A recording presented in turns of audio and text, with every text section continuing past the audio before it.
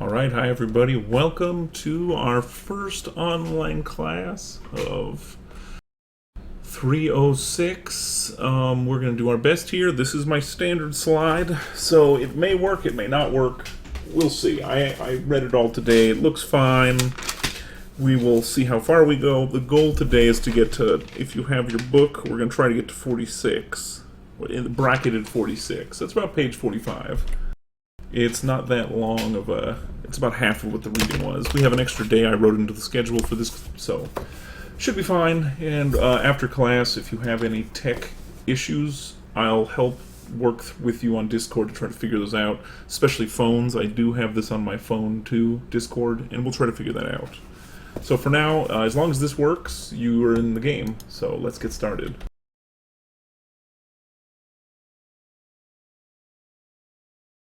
Alright, so the first reminder from last time, don't forget the appendixes, but we did go over this last week, so if you were there, it should be pretty simple. We just did the places, the people in the order of appearance, which was helpful, especially because just like Three Kingdoms, the character names can be a bit of a blitz, although Sei Shonagon does definitely avoid getting too much into the weeds here, which is pretty nice. So, for now, I wouldn't worry too much about that. Alright. And we did time already, we talked about that. We talked about the general glossary of terms. Again, this one was just for all the stuff you don't know. Like, I mean, literally, there's some birds that you don't know exist. And for Japanese, it's very evocative and interesting. And for us, it might be completely meaningless. I do have some sound bites. That's one advantage of having an online class. So we'll do a general glossary of terms, too. But we'll reference that as we go. Don't read the whole thing for the love of God. We did the court ranks, titles, bureaucracy, of course. So, again, to remind you, that is there. Alright, so the book's starting. Let's jump on in. So, the very beginning of the book, it starts as random as you'd like. And let me get to my page, and I can't hold my push-to-talk and do the page 1 second.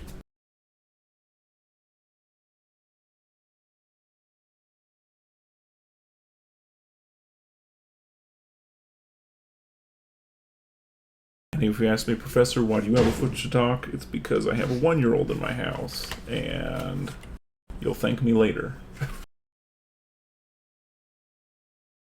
Okay, and this might be the most Japanese introduction ever. So if you have your book, right, we're starting on page 3, which is untitled, but it's the bracketed one. And if you didn't notice yet, every chapter has... Basically, it has, there is no title for these chapters, and if you remember the intro we talked about a little bit, this traditionally was unordered, unchapter named, completely stream of consciousness, so there was no divisions. The divisions themselves are completely artificial. But the first one is called In Spring the Dawn. Now, basically, it's just the naming it from the first words of the sentence. That's how we get there. And, strictly speaking, this is how the rest of the book's going to be. If you've ever read the Psalms, this is just how the old books were often a lot. They didn't always have titles. Sometimes it's just the first things they say. And this one, to give you a demonstration, if you don't have it in front of you, right? Spring the dawn, when slowly paling mountain-rimmed, it is tinged with red, and wisps of faintly crimson purple cloud float in the sky. In summer, the night, moonlit nights, of course. But also, the dark of the moon is beautiful when fireflies are dancing everywhere in a mazy flight. And it's delightful, too, to see just one or two fly through the darkness, glowing softly. Rain falling to the summer night is also lovely. So again, right, we're getting into that. What is the very first imagery we get in this book? Obviously, right, it's Japanese. And if you wonder where the Japanese get this proclivity, right, for just talking about, you know, what is the basic content, you know, why do we love nature so much? What is this focus on, you know, moonlit nights and romantic scenes? This is one reason we're reading this book, right? Because it has that inherent Japaneseness where it focuses on these very evocative nature images. And again, though, if you're reading this with me, and if you don't have it, what are you doing with your life? We have very every chapter will be pretty random, but we get a nice start in that nature, and also in my notes I wrote, which I keep writing, the kind of the description of nature we get, and we get to see a little bit of Say's personal ability as a writer, which is quite interesting. All right, next one. There we go. Times of year. So some of these early ones we'll go through quickly, depending on how much I like them. So she just basically lists months, days, of the times of the year. If you have this, right, it's just a list. It's like, why would she list times of the year? So, well, like you may or may not know, right? She starts to list like what are aesthetically pleasing months of the year, and then immediately she goes into specific days, right? And these were where we get festivals. Our first description of a festival, this is on page 4, right? On the 7th day, people plucked new shirts of herbs that have sprung up in the patches of bare earth amidst the snow. They are wonderful, green, and fresh, and it is charming just what a fuss is made over these herbs, which normally aren't to be seen at such close quarters. And again, if you flip, this is where if you don't have the book, you're hurting yourself, because you can flip back to page, let's see, 299, and in the back we've got the wonderful note section. I just leave a literal note card back here, even for me. Why? Because it gives us some reference, right? It talks about what's the festival. Well, it's called the Young Herb Festival. You're like, what's that? And it's like, don't worry, Appendix 4. So, I mean, this is kind of a full-time job, but we'll do this one because it's actually the last one in the appendix. So, Young Herbs Festival, 7 types of herb were gathered and eaten in a ritual meal to ward off evil and illness. The tradition originated in China. Again, like the joke I make, don't tell the Japanese they borrow stuff from China, but here we go again, right? This is also the day of the official confinement of 1 twice-yearly promotions at court. So you get promoted, which, this is where we're starting to learn. As you'll see if you read the first 40 pages, promotion is basically these people's lives. If you don't get promoted, you don't have a job. How'd they get income? They never mention it, because remember, Say only focuses on the beautiful things. She's not worried about things like how do we make money. She's more worried about like the prestige that comes with these classes. But we'll get into that more in a bit. On the following morning, the recipients did the rounds of associates and benefactors in their carriages to thank them officially for their support and receive congratulations. So even getting a promotion is so communal. Everybody's involved. And a big theme of this book is you'll see a lot of that community and communalness. And again, if we didn't start digging in the notes, you never would have found that. So that is one reason this book might take you longer, and it takes me longer too. I'm going to be honest. I read it 3.5 hours today doing my reread, and I just dug into every note and into every appendix. So if you didn't do all that, don't feel bad. But it does help explain it a lot. Any questions so far? I think we have a 4-second stream lag. I am not against answering random questions. At least one person's typing.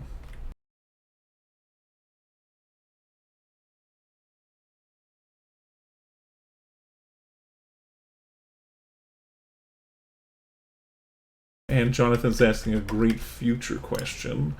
I'll read the question. Heian was coin-based, I think. Was the Koku system rice comes after the Onin War? Yes. Great random question that's a test. Rice currency was not instituted until the late medieval, early modern, which was the Tokugawa. Before Ieyasu Tokugawa, Japan was coin-based just like China. So I'm pretty sure the traditional was silver was 1/10 of the gold, which was considered undervalued for the world. To give you a comparison, because the markets are exploding today silver, hypothetically, is $15 an ounce, and gold is, I think it's $1,000 an ounce. What does that mean? It means gold's overpriced or silver's underpriced. I don't think you can buy silver that cheap on that, like in your community though. But yeah, that's a good question. Let's see, do we have any questions on the stream? No. Okay, if there's no other questions, let's keep going. Right, the next one. So like I said, this is a little recapitulation, right? It's the first description of a festival. We get the going to court. And oh yeah, the other parts we get that I didn't want to skip these. We start to get both a little bit of the marriage practices here. This is top of page 5, right? A young man has recently begun to call on his new wife. And again, it has footnote 4. So if you go look in the back, again, this is good common practice to start doing before class. Doing class is aggravating, right? But it'll explain the practice of marriage. How does this work? What are we doing with his new wife? And why is he calling on his new wife? And later in the story, you'll even get to parts where they refer to the fact that a husband calls on the wife, and like a sad wife is one whose husband never visits. Well, we learn that basically marriage practice in this time, you married, and it's very informal. I can't tell you if it's even legally recognized. It just seems like an agreement between two people where they're married, and then you visit sometimes and try to reproduce, and you don't generally live together, so it's pretty informal. And then, like we already talked about from the footnote, Appointments Day, which is the biggest festival, right? So this is a festival where we basically get, where we're working from a, did you get a job and do you have to hobnob? And this is the biggest day of the court year for men, like I should say obviously, but women care too. If you read Say, she cares for the how you dress up. And do the men she likes get appointments? And this is the one part where you could say she does describe a little bit of suffering. She describes the suffering of the people who don't get court appointments. But she never describes her suffering. But that's something interesting to think about. Alright. Though it's the same, it sounds different. Here we go, the next one. And yes, I am skipping parts of it. If you have questions or want me to go back, I'm happy to. Oh, these are the fun ones, right? So some of these are just micro paragraphs. Number 3 is a micro paragraph. So it's so short, I'm just going to read it. Though it's the same, it sounds different. The language of priests, men's language, women's language. Commoners always use too many words when they speak. And the best part, it doesn't have a footnote and no explanation in the back. It just gives you that nice little snippet, right? So things sound similar, but they're different. Are those 3 things still different? I mean, we could argue yes. And if you don't know that it's true, you've never talked to a priest, or a man, or a woman. Okay. Again, we're getting into a long one now, right? Now, it breaks my heart to think. Number 4. And this is funny. Again, tied to priest. She's very stream of consciousness. Remember we talked about that? So it breaks my heart to think of parents sending a beloved son to the priesthood. Poor priests. They're not the unfeeling lumps of wood that people take them for. They're despised for eating that dreadful monastic food. Their sleeping arrangements are no better. A young priest must be naturally be full of curiosity. And how could he resist the forbidden urge to peep into a room, especially if there's a woman in there? But this is criticized as disgraceful too. So, again, one reason we get this kind of fun issue we run into. Did I just mute myself? No, I'm fine. Alright, so, again, continue going here. So we have these, what would I say, already descriptions of priests. Are they prestigious? Do people like them? Not very much, right? We're running into that already. So priests don't seem to be very popular, and if you read the language, right, the poor guy, she even says, where is that? Yeah. Parents sending their beloved sons into the priesthood, and then you read the rest of it, you get this kind of impression that being a priest in this period is not a job you sign up for, it's a job you're sent for. And that actually, even though this is the height of Japanese Buddhism, we'll say the first height, maybe you could argue there's a modern second one, but this is like the first real explosion of Buddhism. Joining isn't always optional, right? Because it mixes with like filial piety from Confucianism. So this idea that you have to join a monastery and serve, regardless of how your family feels about it. And the next one I should at least point out, the literal next paragraph, we have, exorcist priests have an even harder life. If they ever nod off, exhausted from their long labors, people complain that they do nothing but sleep. And then her sympathy, this is what makes her an interesting character, right? Where is this? How constrained and miserable this must make them feel. So, again, we talked about in the last one, where in Three Kingdoms we had magic occurrences, right? So in this one we run into the same kind of question. How do we view magic, basically, right? We're looking back into history. How do we view magic on, we're moderns? Does the non-physical world exist? What do these people think? Well, for them it's easy, right? For them it obviously exists. And this is one of the themes, and if you haven't figured this out yet, basically our third methodological framework we're going to be adding from this book and the next book. The 2 Japanese books are linked by, they're both Heian, and they both are heavily Buddhist. So, and she's not being snarky, right? And why was the Why was the exorcist tired? Buddhist exorcists just have to chant sutras all night. That's what they do. It's hard work. All right, let's do a couple more of these. This is our first long story where I'll explain it, then I'll give you some questions, and then we'll see how long it takes us to get to the bottom of this page. So, when the Empress moved to the home of the senior steward Nadimasa. So this is our first interaction as, like, Sei Shonagon as a person, and you get some of her, we'll call it wit. This is 8 and 9 if you have your book with you. If you don't, it's okay.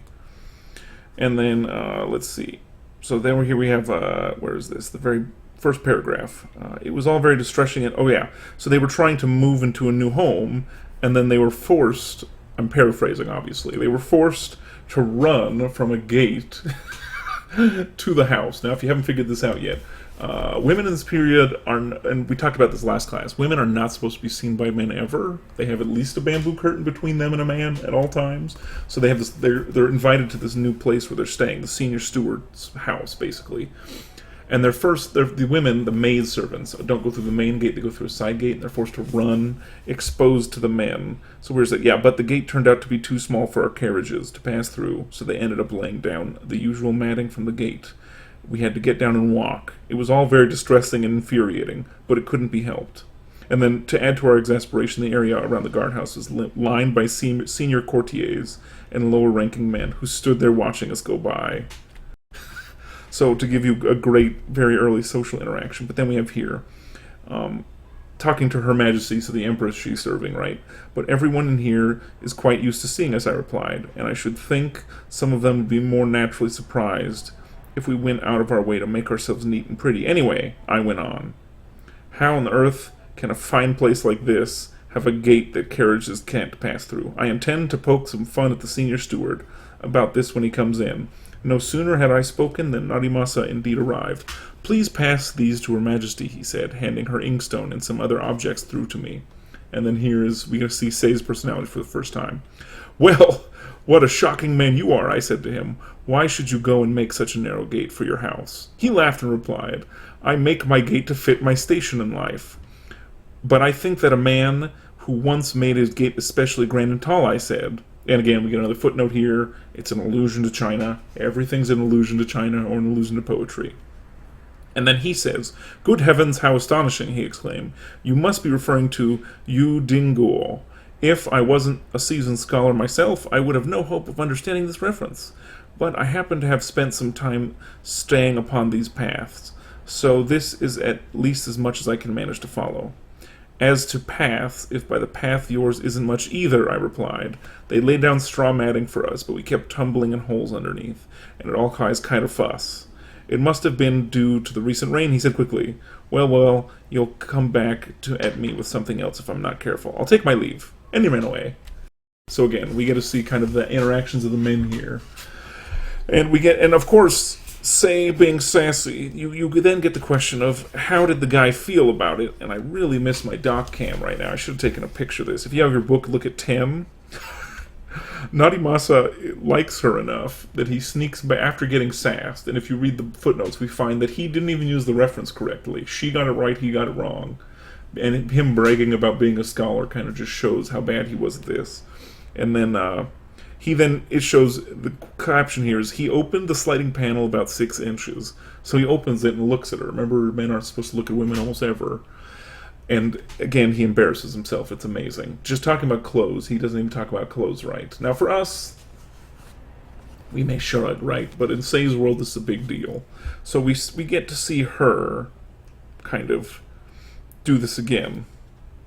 And then, if you're curious, there's more of this here. So she raised her head to look and burst out laughing. Who is it, I called. You're making yourself quite conspicuous. No, don't misunderstand. I'm here in the capacity of master of the house, his voice. I have something to discuss with you. It was the gate I was talking about, I said. I wasn't asking you to make the door any wider. Yes, precisely. That's what I'm here to discuss. May I come in? May I please come in? How disgusting. Of course you can't, called my companion with a laugh. Oh, there's a young lady in there, he exclaimed, whereupon he closed the sliding panel and retreated. And after he left, they laughed. So again, right, Sei's, the first natural question would be like, how do people react to Sei's sass? Well, apparently it's attractive. That's the answer we get so far. Alright, and any questions so far? This is another great part to ask a question before we get into 6, which is depressing if you like dogs. I'll give it like 15-20 seconds. You can post them in Discord or post them here. If you're fine, if all the quality's working, let me know if you have any problems. But if it's working great, then we'll keep going.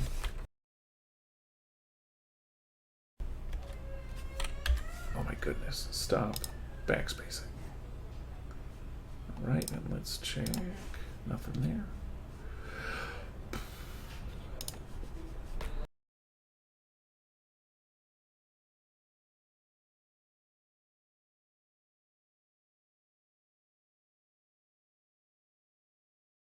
Either two people were hypothetically typing, or their voice to chat wasn't working well. No questions? By the way, I did mute the voice chat, so if you have a verbal question, I cannot hear it right now, because otherwise it'll jump on the stream. I'll find a way to fix that, but for now, I'm not that complex, so you have to type your questions for now. No? We're good? Alright, let's get to the end of this page anyway. The next one is, I'll call it slightly depressing.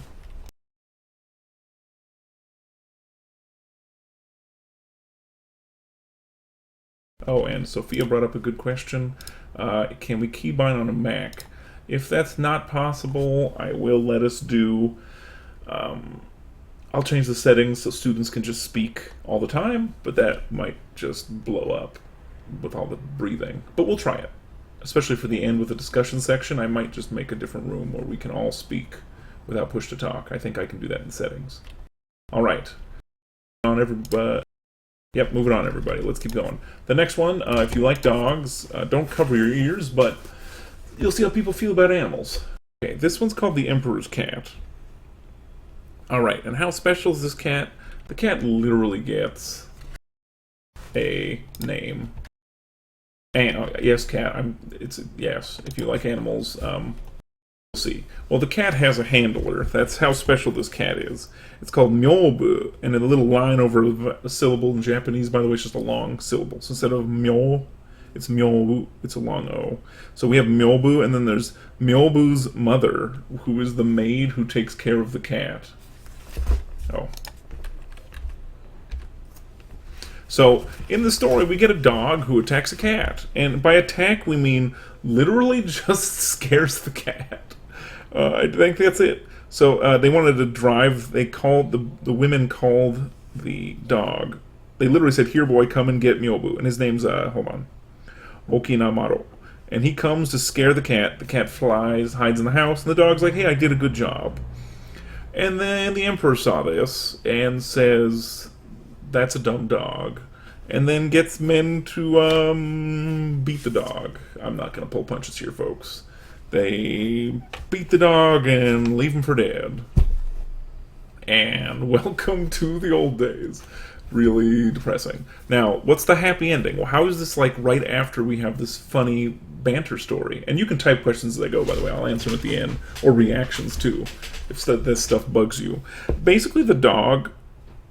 as they're like doing their absolutions and their prayers, a dog comes back, and basically only Sei assumes that it is that dog, the original dog we had here, Okinamaru, and he comes back, and for the whole night he hangs out and doesn't reveal himself, and then all of a sudden,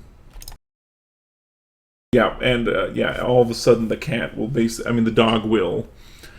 The dog gets fed and comes back, and they readopt him, and it's a happy ending. Even though they beat the dog within an inch of his life, which, that's weird. And one of the students pointed out that the cat literally has, like, a 5th level court rank. So, he did scare a 5th level court rank. Although, if you read it, it does mention you can't be the Emperor's cat without having a court rank. So, hypothetically, the cat has pay, and then that's how you pay for the caretaker of the cat. Welcome to Imperial Times. And another student points out that cats are higher regarded than dogs in Japanese history. Yes, except for there was one shogun who became the dog shogun, who made it illegal to kill dogs, And then, when I say kill dogs, I mean kill wild dogs. And then Japan got infested with wild dogs. So that does happen too. And now people are sad about the sad story. Yeah, that's a weird story. I'd reread it if you're curious. Morality-wise, it's very interesting to read it as a happy ending, and that's how it comes off, right? And remember, the introduction mentioned there's basically no negative stories in here, so it's seen as a happy ending, whatever that means. All right. And again, if you have questions as I go, type them. Let's see. Oh, somebody asked about domestication. As far as I know, the dog and the cat are equally, quote unquote, equally domesticated, but for some reason cats get court rank and dogs don't, which it probably implies that the cat is the personal cat of the emperor, like living in the house, whereas the dog is just like a dog on the palace estate, right? It's probably the guard dog or something. So that's the implied level, but I do not have an in-depth, this is all inferred from the text, I don't have an in-depth knowledge of dogs and cats from the period. I know it's depressing.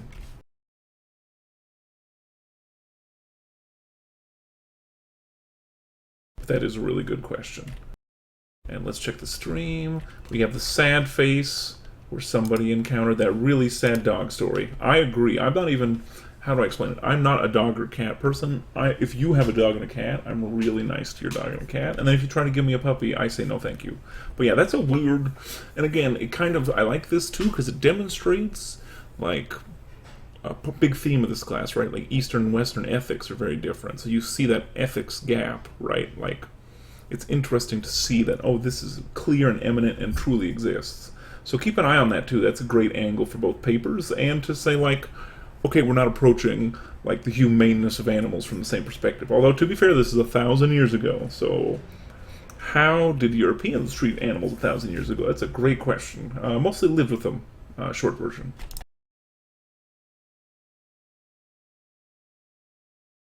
Yeah, and somebody mentions in the UK they had a chief mouse hunter. And yes, cats did have slightly more housekeeping utility, which was one reason they were allowed in homes generally, compared to dogs, which are mostly outdoor. Although there's outdoor cats too. They hunt a lot of critters and keep your farms clear, which is interesting.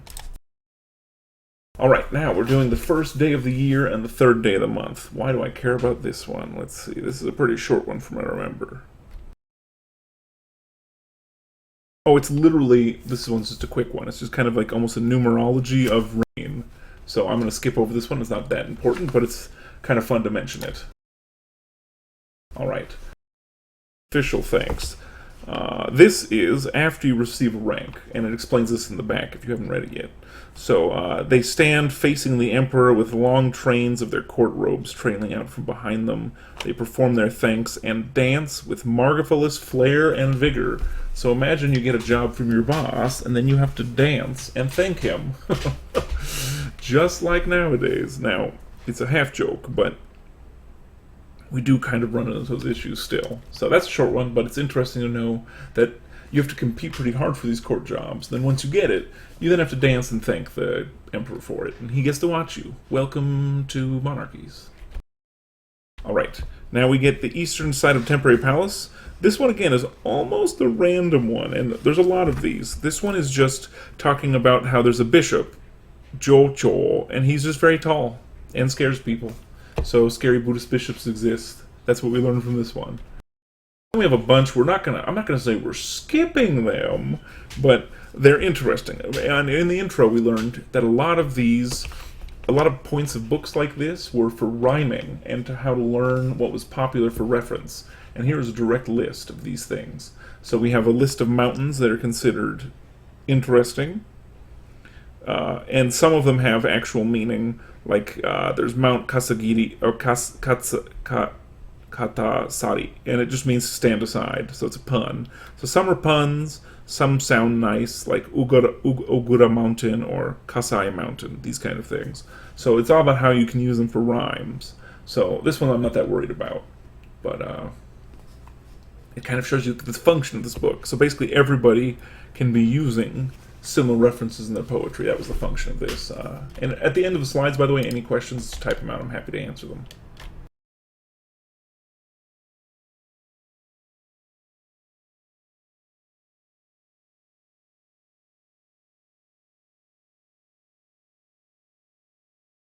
Oh, got a good question. Someone, do we know where these geographic places are nowadays? And assume they're all near Kyoto. Yeah, most of the names for example, plains and peaks and markets. Also, plains, peaks, mountains are the easiest. We basically have no idea.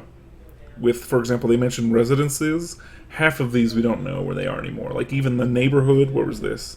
There's a fine neighborhood that's mentioned in one of these stories, and we just barely know where it is. So some of it we know, and some of it we don't. Why? Basically Japan spent a lot of time burning down. So cities tend to burn down every 150 years or so. And next book we'll talk about Kyoto burning down. So when stuff burns down, even if you have a similar location and rebuild, it's not always the same. And also we run into the problem of sometimes family lines are wiped out, and then we really forget who lived there. So we do not have we'll say partial geography. Like some are really easy, like 15 bodies of water. Lake Biwa is special. Also Yosa Bay and Kawafuchi Bay. These are real bays near Kyoto that still exist. So it depends on the place and the thing. Probably buildings are hardest. Land and big geography is the easiest. All right, now we got some pictures. Yeah. If you were curious what a tradition, I try to do pictures that make sense. If you want to know what an ox train looked like, this is literally what an ox train looks like. So it's and they're dressed, I'm looking at my side screen. Yes, they're dressed in very simple court robes, but this is basically when these people are talking about going in their trains or their cavalcades, this is what they're going in. So, especially for women, obviously, right? These are all men walking. So these are LARPers, reenactors. But it's a good showing of what we're expecting. So again, we've got more of these. These ones are just filler till, right? We have imperial tombs, so dead emperors, ferry crossings, which rhyme, Shikasuga crossing, for example. And again, we missed some of the rhyming. Why? Because crossing isn't crossing in Japanese. We get large building residences, and talking about things that we don't know where they are. Residences is full of ones we just don't know. So it has like some gates we know, like Konoe. Konoe gates still exist. Ninjo and Ichijo are big neighborhoods. Those make sense. Some of these palaces burned down hundreds of years ago. We have no idea. So quite interesting. All right, now we get to our next big story. This is 20.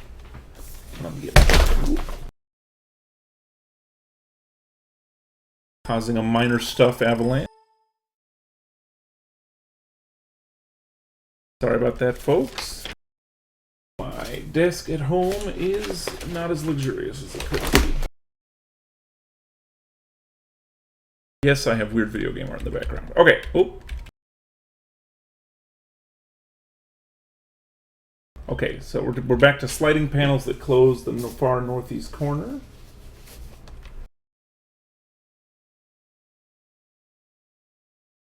I need one more hand. Okay, so this one, basically, this is the first male clothes description, if you're curious. So, to give you some examples.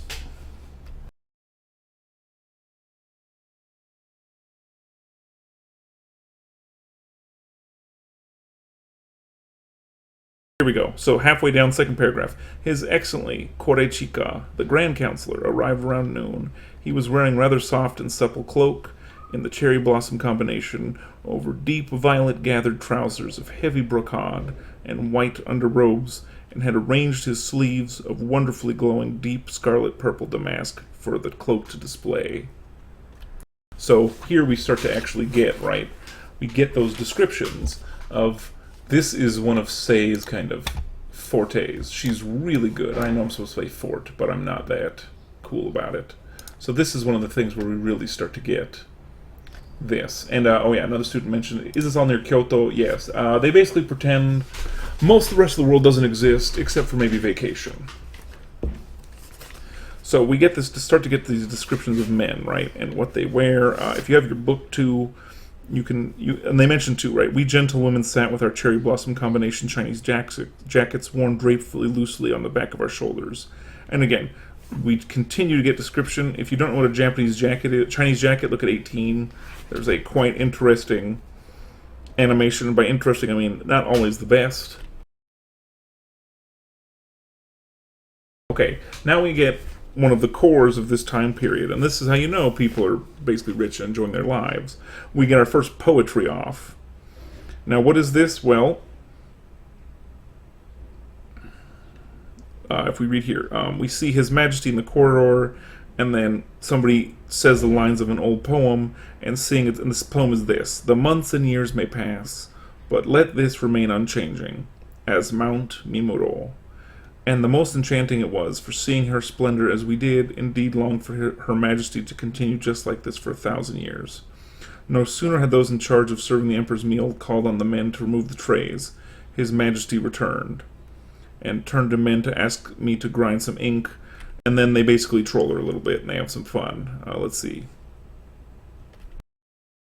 So then Her Majesty proceeded to fold a piece of white paper and said to us, "Now I want each of you to write here the first ancient poem that springs to mind." And this could just happen as part of the job. Oh, and I get a question, so I'll finish this and I'll answer the question. So basically, just doing the thing of her job. So say herself was just grinding some ink for the Emperor and the Empress, and then randomly they could say, like, just say your favorite piece of classical poetry, whatever you like. And you have to think of it on the spot. That's part of your job description. And then one of the students points out this is similar to what happened in France with the aristocrats during the Rococo period. Yeah, in the way, if you think about like really affluent and lots of leisure time and court ranks with stakes, right? Like, it's important to remember that this is probably the highest stakes court in Japanese history, except for maybe colonial. But anyway, they're very powerful. There's lots of money going around. These positions matter, but almost always for prestige. They don't really matter for other reasons. Prestige is what you're aiming for.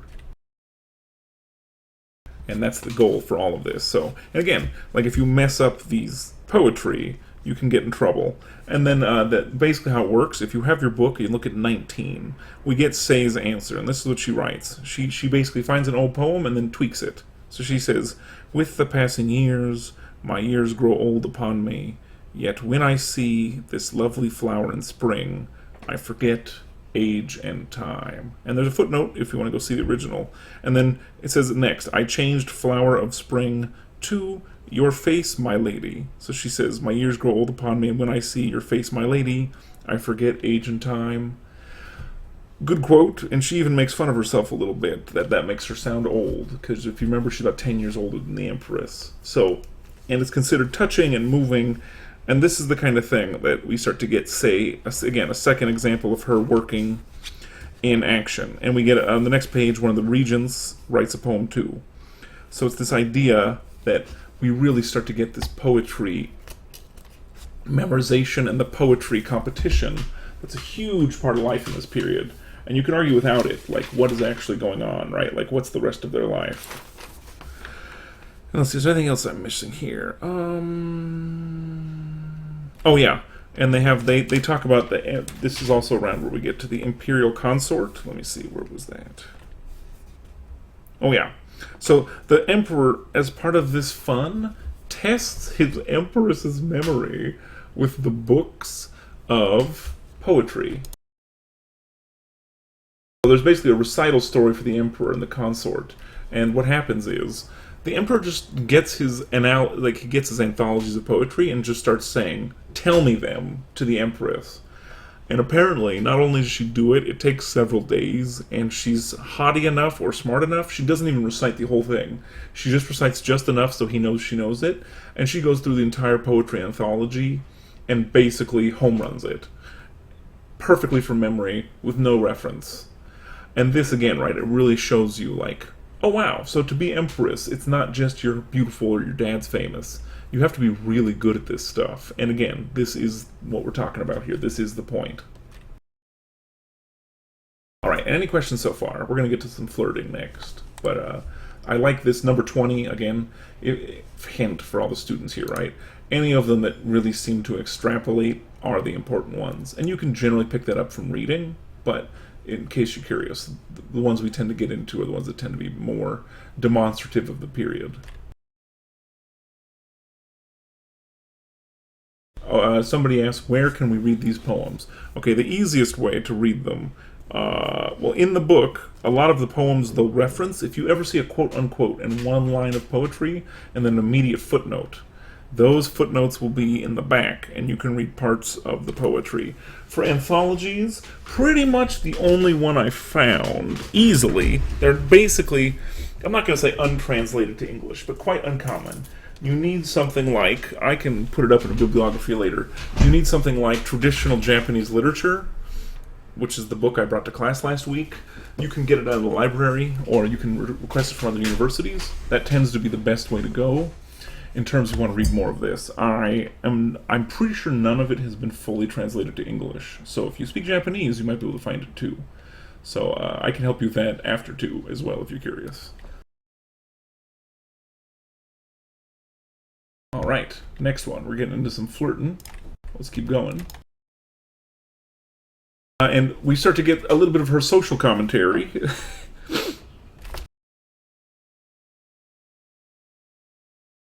And I just have to read the beginning of this. This is amazing. 21. Women without prospect who lead dull, earnest lives and rejoice in their petty little pseudo-pleasures I find quite depressing and despicable.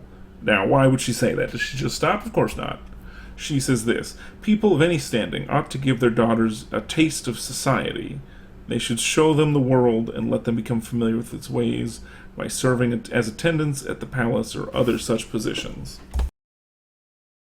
So it's this idea that basically women are kind of almost wasted in this society, from Say's perspective, of course, right? Very top down.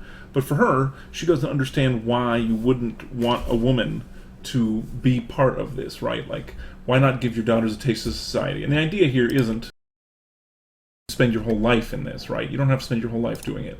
But a season, right? Like, let's say you're especially young, so maybe 18 to 25, or in Say's case, 30, right? You can spend a part of your youth, your pre-childbearing youth, in this court, just appreciating the beauty and being a part of it, right? You're learning. And if you can remember, just like France, somebody brought up the French aristocrats, being in an empress's court, you both have to be educated, and it's considered an education. It's both of those things simultaneously. That is something important to note here, which is, again, it's very interesting to see her opinion of women. And this keeps going, by the way. So, I can't, for example, I can't bear men who consider women who serve at court to be frivolous or unseemly. Though, mind you, one can see why they would. And then it keeps going. So, again, if you want good social commentary, C21, Say is biting. As the intro points out, one of her very strong skills is her ability to critique society and analyze humans. I'd say she's probably best in the specific, but this is an interesting, if you want to see the function of her position, this is it. And again, basically advocating for education and experience of women. Alright, Dispiriting Things. This one, we get some of the themes here I'd point out. I'm not going to read the whole thing. But we get some of the information, for example, on the emotions of letter giving, on visits, on exorcism, family to get government posts, love poems. And right, dispiriting just means things that make you really depressed, right? So like, I don't know, a dog howling in the middle of the day, right? That's one of the ones on here. Or, here we go. I mean, some are obviously depressing. A birthing hut where a baby has died. Makes sense. A scholar whose wife has a string of daughters. I didn't put that one on here either. But again, things that they find depressing in their time. Read this one, it's very interesting. Or like I mentioned, the poem, right? So imagine you spend all your energy on a poem, you send it, and then they don't respond to you. That kind of thing was quite common too, and super depressing. And if you hear a small child, that's my son, and he's wondering why I'm talking to a screen like a crazy person. Within 2 weeks, we'll probably hear less of that. But anyway. Okay, next one. Occasions that induce half-heartedness. Yeah, ghost. Somebody said poem ghosted. Yes, poems for sure can just disappear. Like, I think she even mentions, like, the poem comes back crumpled and sad, and, like, it's rained on. It's like, oh, nobody was home, right? It's the worst. Alright, so this next one, and I will pass on the well wishes to my little kid.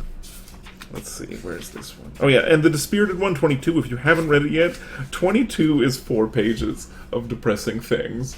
So definitely read it, it's pretty funny. Now this one's short, Occasions that Induce Half-Heartedness. And I'm just going to read the first one, right? Religious services on days of Buddhist fasting. and preparations for something in the future, long periods of seclusion in the temple. That's all it is. But are those depressing things? For sure. Hello, Joseph. That's my son chatting with us. All right. 24. Things people despise. This one's super short, and you need the footnote, but a crumbling earth wall. People who have a reputation for being exceptionally good-natured. Now, the first one, if you don't have the footnotes, it doesn't make any sense. But basically, a crumbling earth wall is a spiritual sign your family is going towards collapse by the physical degradation. Somebody last year made a great point. That's like, if you don't have the wherewithal to maintain your home, obviously you're going to fail, right? So, that makes sense. Okay, then we have infuriating things, right? Things we find that make you angry. So different from dispiriting things. So not depressing things, things that anger you. These include... I love this one. So there's a lot of them. I can't go over all of them. But a very ordinary person prattling. And it says a bunch of ones about talking. For example, a guest who arrives when you have something urgent to do and stays talking for ages. I love it so much. But yeah... 27, they say, an ordinary person who beams inanely as she prattles on and on.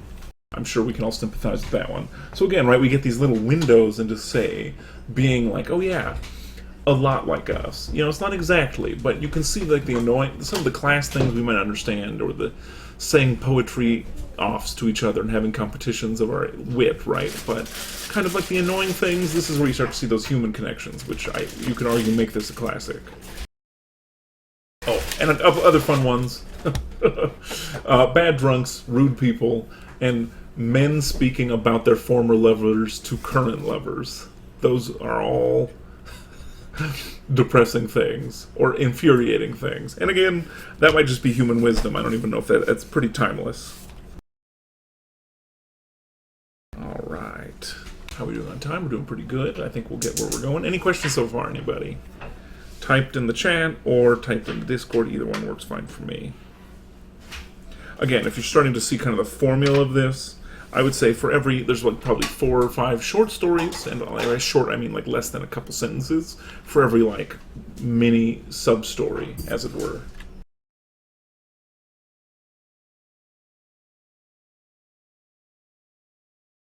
I see it as one person typing.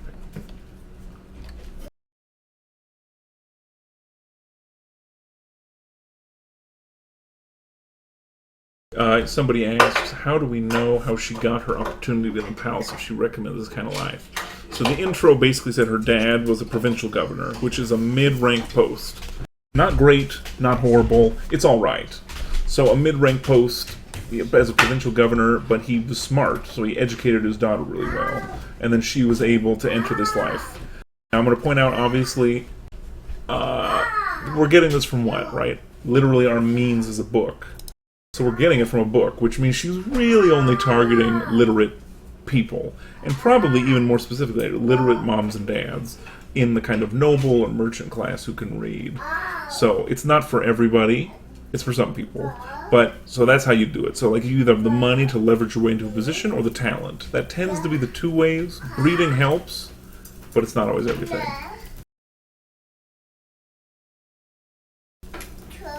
He's showing me his cars, everybody. I'm sure you love it. Okay. Good question. Let's keep going. All right. Now, things that make your heart beat. These are fun. And this one's a super short one, but I have to list the 3 that she lists because it's funny. Nature, makeup, and men. Those are her 3 making my heart feel things. And they're pretty awesome overall. And then the next one is also pretty Japanese. Oh, there goes something. The next one's pretty nostalgic too. And again, it's both, I think, generally humanly nostalgic, but if you've ever lived in a typhoon area, it also makes sense. 27, things that make you feel nostalgic. Reading old letters in the rain. And let me give a quote from this one.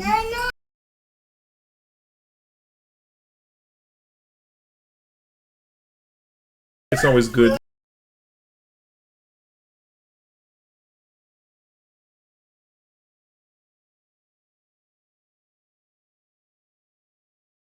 Alright, so here we go. Things that make you feel nostalgic. Children use of a doll at play. Crying boys. Actually, no, I think that was one of her annoying ones. On a rainy day, when time hangs heavy, searching out an old letter that touched you deeply at the time you received it. So again, that's one sentence, right? But it's a great sentence. You start to get this feeling for what she's doing and how she kind of feels about these emotional things. What makes her feel cheerful? Interesting choices, right? Visitors you like. And also mystical things. And this is not me paraphrasing her. She points this out. Let me see where this is. Oh, here you go. You go to a shrine or a Buddhist temple to ask for some prayer of yours to be read to the altar, and the shrine priest or temple monk recites it beautifully and clearly and fluently. Far better than you were expecting. That's top of 31. So again, it's showing you at least a decent portion of their life here is very religious and mystical, which is a good thing to keep your eyes on. Especially if you want to understand them. She talks about a palm leaf carriage. Only thing interesting here, which I'd point out, it's about the proper place for the proper thing. So, appropriateness is very important. Hi, Joe. My son is saying "Dad, Dad, Dad," wondering why I'm not eating with him. I'm not eating with him. We'll be done in about 15 minutes, folks, with this part. Right, now this one's great. I couldn't skip it. I was thinking about it. A priest who gives a sermon should be handsome. Now, besides the fact we probably all agree with this one basically says you really keep a focus if the priest is hot when he's talking about, and he's sermonizing. And again, if you've never heard about Buddhist services, do they sermonize? Yes. Mostly they exegete on sutras. And these Buddhists, probably when we get to next week, I'll probably add a section, what kind of Buddhists are these people? But they tend to love the Lotus Sutra, so. And yeah, this one's actually way longer than you think it is, so if you want a little more detail and how the religion works, this is a great one. And as I mentioned here, right? She mentions tier 2. She's old enough where she starts to get scared of sin and self-righteousness. I point this out because it's interesting to think about this in a Buddhist perspective. I feel like I teach Buddhism in another class, and sometimes people teach Buddhism like, oh, there's karma, but not really sin, and Say straight up says this, right? Like that people can be scared of these things, and being able to pay attention actually helps your mortal soul kind of thing. And again, these are Mahayana Buddhists, so they think you can make it the first time. You don't have to be a monk. And this is interesting. They go into 3 kinds of viewer, and 2 of them are basically people who go there to be seen, people who go there to do court business, and women who are the most genuine participants. Like, they're the ones who are actually treating it very seriously.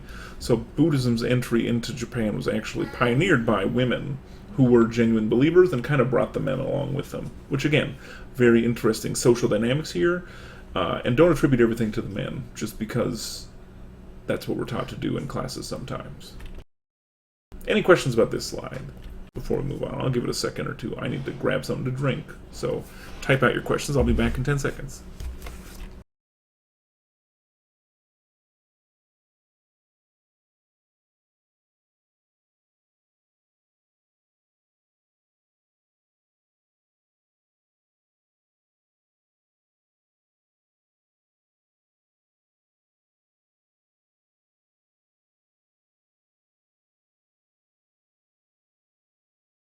Is it possible? We have no questions. Alright, that is not horrible. I will make do. Okay, where are we? 30. Let's check the stream. No questions on the stream. Great, let's keep going, folks. We're only going to 45 today, so the next ones are going to start blowing through some of these. Alright. So now we have some, when I couldn't spell temple to save my life, but we now have some temple parts. Alright, oop, there it goes away. So, while I was visiting Bodhi Temple, here we go. So this one is, again, if you wanted more examples of poetry, this is a great one. Let me see what I got here. Poem, talk, and romantic illusion. This is on 34.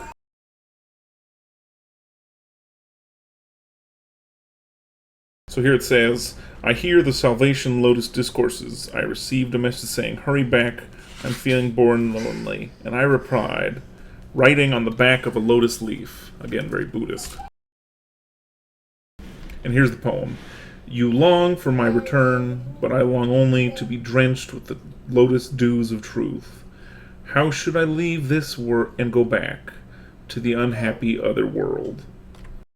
And she says this, indeed, the sermons were so deeply moving that I felt an urge to stay in the temple forever, forgetting, like Shochu, the old story, the impatience of those waiting at home. And Shochu was a guy who meditated so long he forgot his family. Again, I'm not that smart. Read the footnote.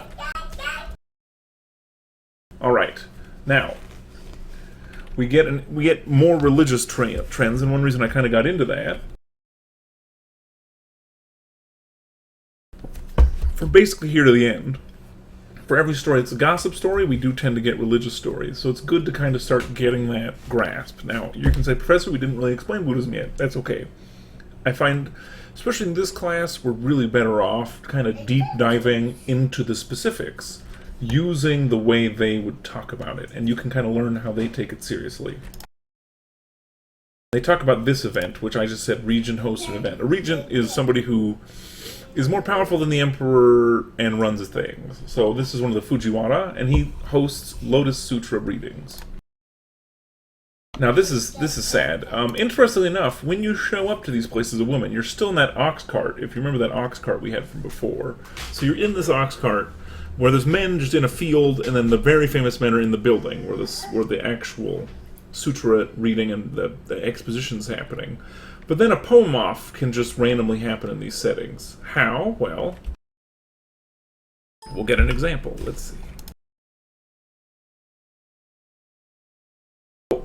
The couple ways you can get embarrassed is just do it badly. And in this chapter, let me see here. So basically women come in their carriages, and then the men, how can I say it? They flirt, quote-unquote, by saying poems, like they send poems to women respond, and they go back and forth. Now, some of these can be especially embarrassing, like there was the middle example where a woman just sent a bad poem, and it was so bad they wouldn't even repeat it. But then there's a lady who stayed the whole time, and then one of the lords hosting it sends her a poem.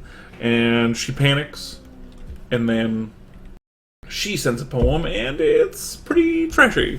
And it embarrasses her forever, and the only thing that saves her is people don't know who she is. So you get kind of this anonymity. Where's this? I'm going to find the end of this chapter here.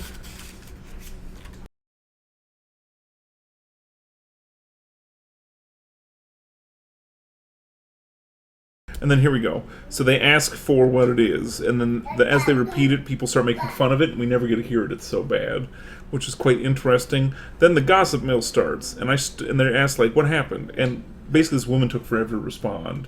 And the messenger finally came back and said, I stood there waiting so long that I decided it wasn't going to reply.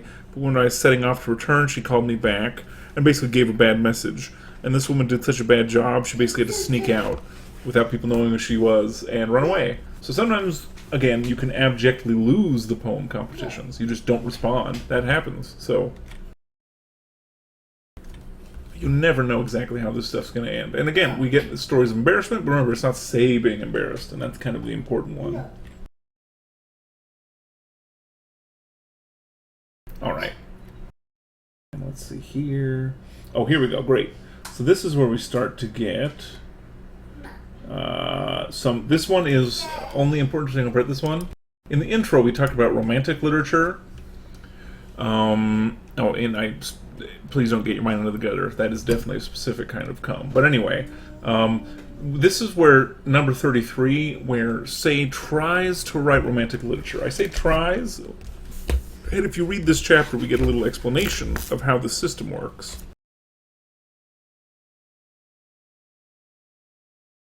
So basically, it was like, you read it out loud, and if you know this, if you look at the notes, by the way, if you read it out loud and they describe kind of a flirtatious meeting, and I'll give a little bit of this, just so we can get a feeling of it. The 7th month, when the heat was dreadful, everything in the building kept open all through the night, and it's dreadful to wake on moonlit nights and lie there looking out. Dark nights are too delightful. And as for the sight of the moon at dawn, words cannot describe its loveliness. Picture her lying there on a fresh new mat placed near the outer edge of the gleaming wooden aisle room floor, the low standing curtain pushed to the back of the room in a quite unseemly way. It should normally be placed on the outer edge, but perhaps she's concerned about being seen from within. Her love must have already left. She's lying asleep, a robe drawn over her head. And then it keeps going. Basically, she runs into she just had a, we'll say, escapade. That's what we'll say. And then a guy coming back notices her little reed, what we call it, her bamboo covering is open. And then he comes and just looks at her, and then they start to flirt, and then he leaves before the morning. And if you want to understand their aesthetics, read this one. It's a little bit... It's spicy, nothing happens, right? It's all just flirting. And then, when I say the letter comes, literally the guy she was with the night before, who isn't this gentleman she's talking to, the messenger comes and gives her, like, that was nice, letter. So, we have this very interesting interplay. Again, what can we learn about this analytically? Well, part of our poem of our class. Yes. Somebody mentioned the poem somebody said the poem's so bad they couldn't write it down. Yes, that's truth. It's bad. So, but this one, we also don't know the poem, but this is an example of a romantic story that Say is trying to write. But it's great because it kind of demonstrates the sexual ethics of this period. Like, how did people look at it? How did they have relations, right? And now we can kind of get a little window into that. Okay, and then we get, if you've never studied Japan, flowering trees, literally breaking down which trees are more romantically, or we'll say artistically relevant. Of course, cherry wins, and plum does pretty good. Pears are apparently more attractive in China. I don't know why. Read the chapter. She is elaborate. I love it. Her aesthetic sense is quite awesome. Okay, and then this one's weird. 35 is pawns, and we get a suicide poem. Now, how would you know this? Let me find this out. Hold on.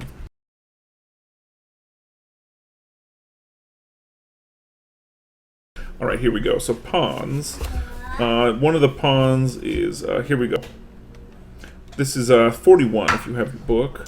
Sarasawa Pond is a very special place because the emperor paid a formal visit when he heard how one of the palace maidens had drowned herself there. And then thinking of Hitomaru's marvelous words, her hair tangled as if in sleep, there is really nothing I could add. And this one has a footnote that's worth looking at.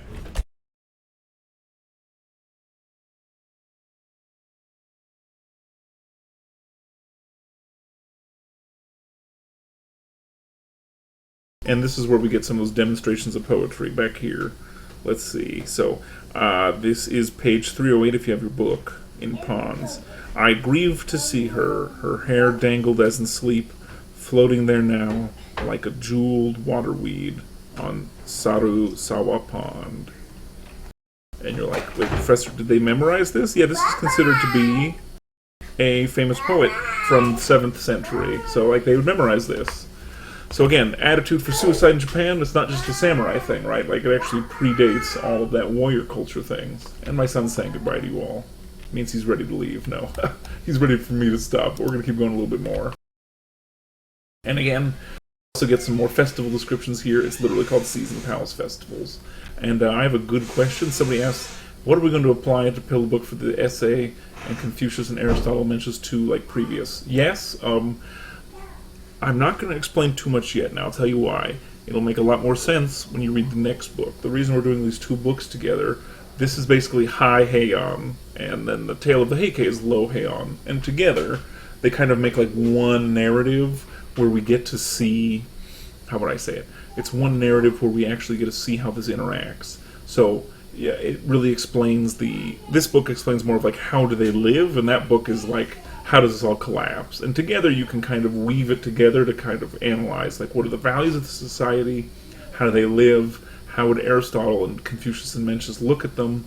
And it's a little bit different from Three Kingdoms, right? Because they're not perfect Confucians or Mencians, and they're not Greeks, right? There's the Japanese element there, they're Buddhists, there's other things like this kind of how would you say, the prevalence of suicide imagery, their sexual ethics, their family units are very un-Confucian too, right? So there's a lot of room here for analysis, which separates it from the Chinese setting. So I think that's kind of the answer for you, Sophia.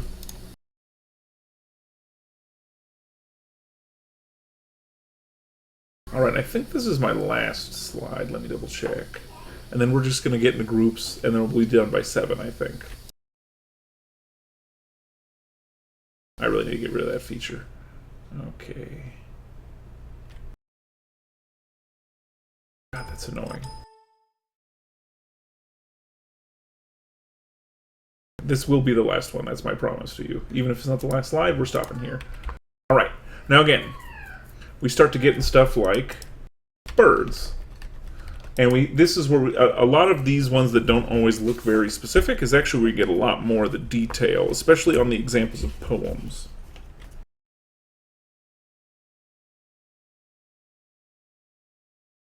And if you notice, I skipped several.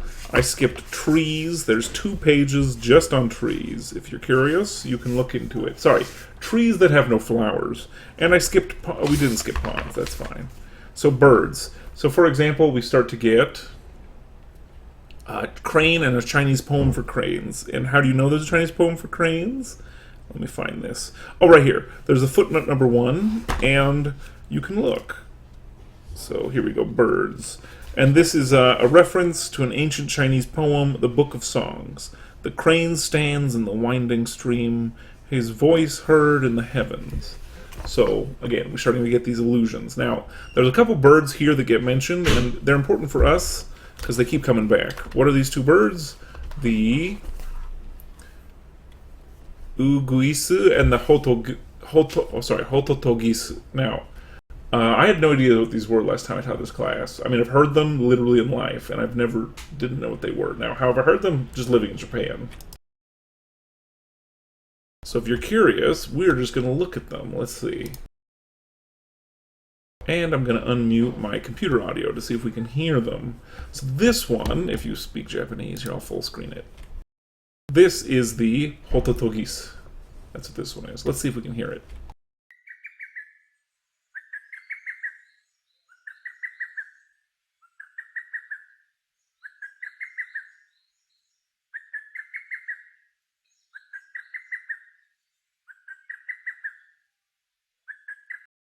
And again, I love this Japanese video, very helpful.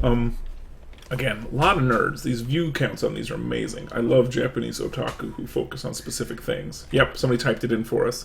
So we both get the name, and if you look over here, we get the seasons too, right? Spring and summer. So it's a bird, it's a transition bird, right? It's that spring, summer, the year is changing. And when you live in a really seasonal society that's basically not us, right? Southern California, you get these seasonal birds.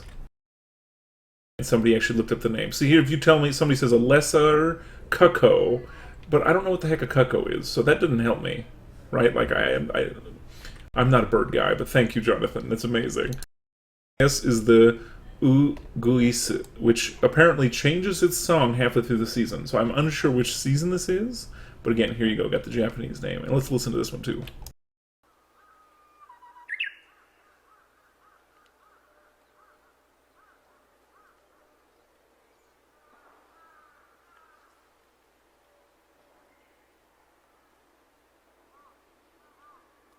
He might not sing again. He's stingy.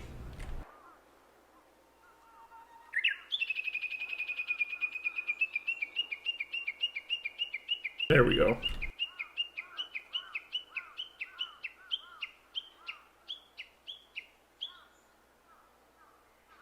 So again, very distinctive, right? And they're seasonal signifiers in Japan. And I mean, this is the less viewed one. It's 300,000, right? Like, people take this seriously still. So it's an interesting kind of aesthetic sense that I almost can't explain to you guys. Like, the only reason I know what these birds are is because I live there. And you hear them if you live anywhere near nature, right? If I give you life advice, if you ever live in Japan, don't live in a city. Live in a place with nature, and you start to understand kind of these themes. We're like, okay, we're living with nature all the time, and these things are happening consistently. Quite interesting. Somebody asked, somebody literally is linking the birds in the Discord. Thank you. I appreciate it. Oh my goodness. Yep. And somebody made Tam made a great point that iguis might be a summer bird because it's associated with green a lot. That sure seems to be a good indicator. Yeah, I think the book does mention it, but because I'm not a bird guy, it's literally bouncing off my Bane pan. Actually, I think we have. Let me look. I think we have it in our. No, it's a good opinion. I'm actually just going to check the bird, one of our glossaries. 1 second.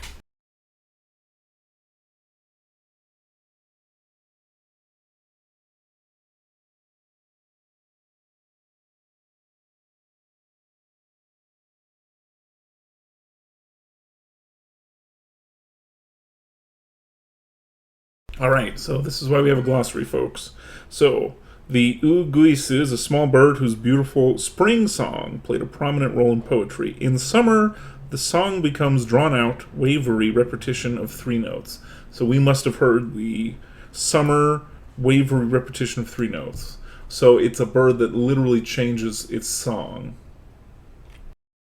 And then somebody mentioned there's even manga jokes that it's basically impossible to sing like one. Yeah, so again, right, it's funny that we're basically making a 1,000-year-old joke in manga still. Which is, I totally believe it. So yeah, it's a summer and spring bird as well. So they're both transitional birds, but the uguis changes its song halfway through. So these birds, the reason I'm showing you this, like, Professor, do you love birds? I mean, okay, they're nice, but not necessarily. The imagery just keeps coming back, and it's very much there. What's the best example? It's like whenever you watch an anime or something, right? Or Japanese summer, they always have the cicada sounds, right? It's that idea that sounds and sights and colors matter for kind of artistic transitions. Spoiler, they do. Okay, and then we get refined and elegant things. There's a huge list here, but I'm going to give you 3 of them. Clothes, kids, and shaved ice. Why did I pick shaved ice too? Because it's interesting that they had shaved ice 1,000 years ago, I guess.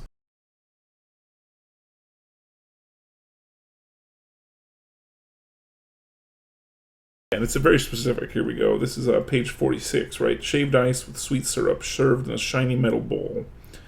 They also mention a crystal rosary. If you're Catholic and you know what a rosary is, right, they're actually talking about a Buddhist rosary, right, the prayer beads. So that's the correct translation of what it is. So, yeah, an adorable child eating strawberries. Not all children generally. Yeah, an adorable child eating strawberries is refined and elegant. Not all children. She's mixed on children at best. Okay, then we get insects. Mostly doesn't like them. That's a spoiler. I love that flies, too. I don't think she even hates flies. That's an incorrect thing. Where's this? Nothing is more unlovely than a fly. It properly belongs to the list of infuriating things. Flies aren't big enough to make them worth bothering to hate. But just the way they settle all over everything in autumn, and their damp little feet when they land on your face. And I hate the way the word is used in people's names. Apparently commoners used to name themselves some form of insect, which seems like a bad name pick. Anyway, we'll skip it on 42. We'll go to 41. We'll go to 42. This one's interesting. Unsuitable things. I almost wondered why this would be a thing, but it's things that don't go together and that are disturbing. Now, you could just say it's her preference, but remember, this is almost like a poetry anthology. So these are the things she personally finds, like, not just she personally finds uncomfortable, but because they don't match, they're not attractive. Now, she literally says, this is the first thing, snow falling on the houses of common people. And then next, moonlight shining into such houses is also great shame. Just, she's saying it's a waste. Like, it's not as beautiful if it was a beautiful house. And the same thing with the aging woman. I say here on the right, aging woman with a young husband. What she says is, this is on 47 if you have the book. An aging woman who is pregnant is disgusting when she has a young husband, and even worse when she's in a temper over going off another woman. Huzzah. So, she doesn't like young men with old wives. It's amazing. And old women eating plums, and old man eating nuts. Basically, she's saying old people are not aesthetically pleasing. I shouldn't laugh. I'm getting closer to being old, but I don't think being old makes it less untrue. So, here you go. If you want to know kind of what is her negative aesthetics, here they are. And could you critique her for this, say from an ancient Greek or an ancient Chinese methodology? Sure. Which one likes old people? Keep that one in mind. All right, and she mentions a bunch of them gathered in a long room. I'm going to skip that one. 44, 45. Let's see.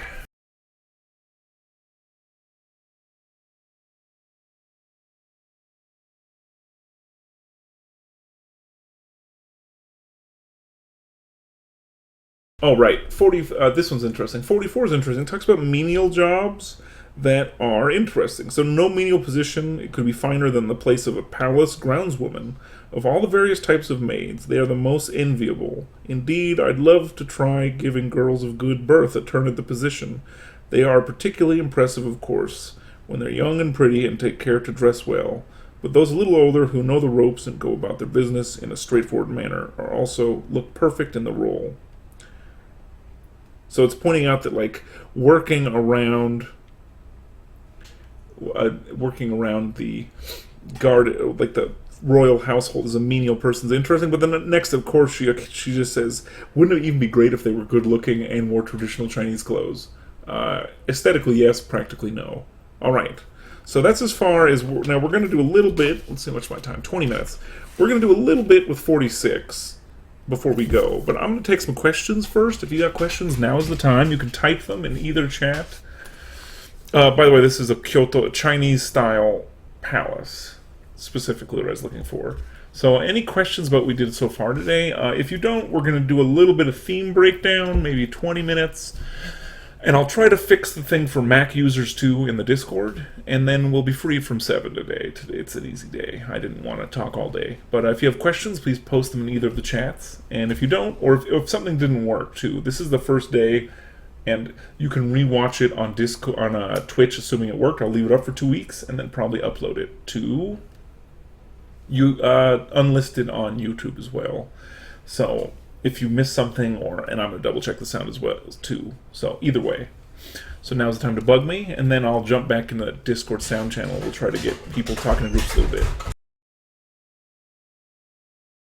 Oh, somebody asked, what's about the Chinese clothes not being practical again? Well, basically, Say thought that being a maidservant in, I don't know, groundswoman, like, doing taking care of the garden was one of the most interesting menial jobs, and she just thought they should make the noble, like the gentle women, do it while dressed up because it would look better. And somebody asked, is green color a pleasant color in the old times? Actually, for men's clothes, they're especially very specific about it. It's just like European nobility, there's exclusive colors, and green is exclusive to the chamberlain and a couple other social classes. So green plus the right kind of silk material, it's exclusive, so not everybody could wear it. It's like how purple was royal, and purple is royal here too, interestingly enough. So there's colors that are prohibited. There's also discouraged colors. I think in this section she mentions a man who wears a red. He's a guard who has like a bright red, cape. And it's too outstanding. So yeah, colors definitely have that kind of significance.